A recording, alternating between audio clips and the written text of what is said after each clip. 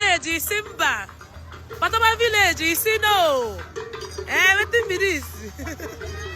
My village the horse, now you don't know.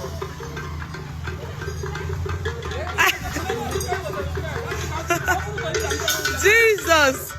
Oh, they were ready. Hey!